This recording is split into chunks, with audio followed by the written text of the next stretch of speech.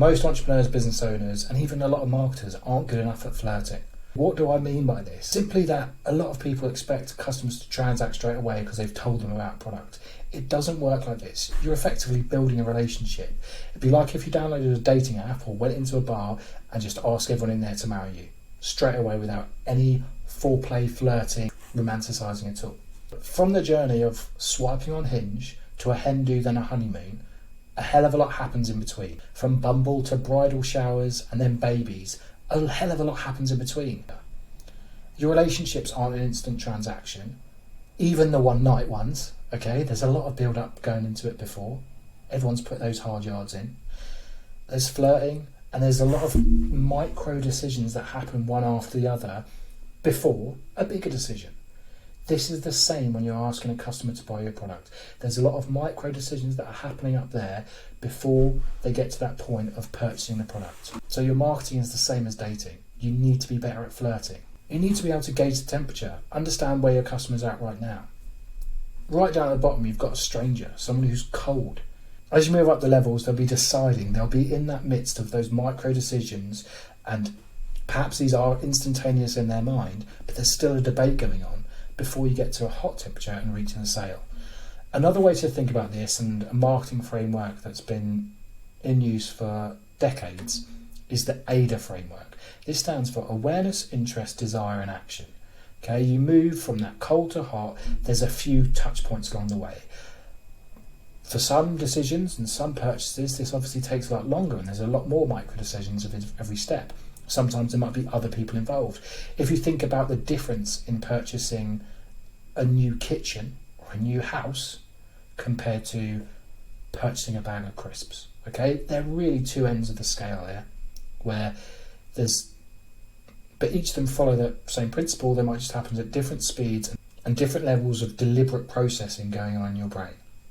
Another way to look at the AIDA framework is to put it in a customer funnel, where at the top you've got your potential audience, your strangers, and the people that then interact with your business in some way or have seen something and engage.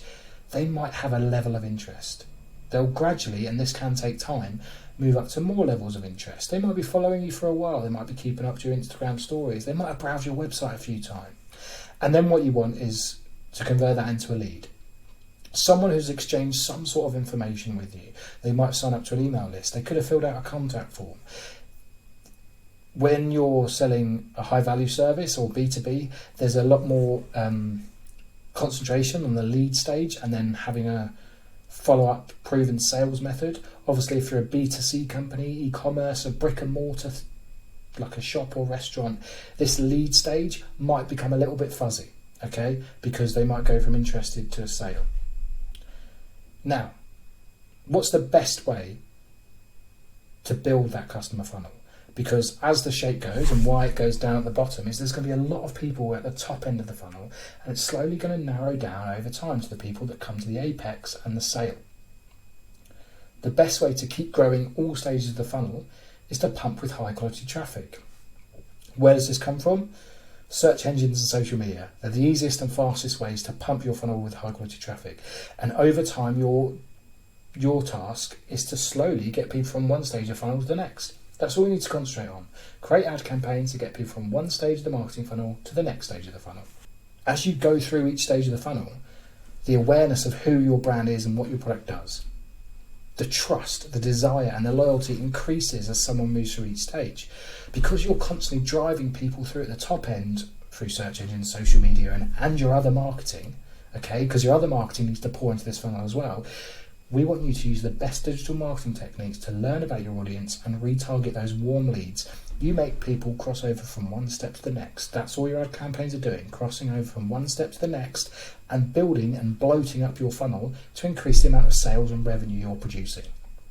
Now, we talked about this in the 4 pillars, but what's the next step of this?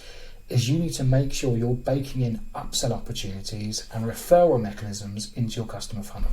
If you've not even thought about your marketing and customer journey like this, this can seem a bit like an overload. But you always want to be working towards, right, it's going to cost and take us a lot of effort to get each customer. How can we make the most of them? How can we either upsell them into a more high value product or purchase, or how can we increase the average order value, increase the frequency of the times they purchase for us, and increase the need and value to you as a business from that individual customer. Another way you can do this, like we spoke about in the last module. You naughty, naughty. You teasing me, you naughty, naughty.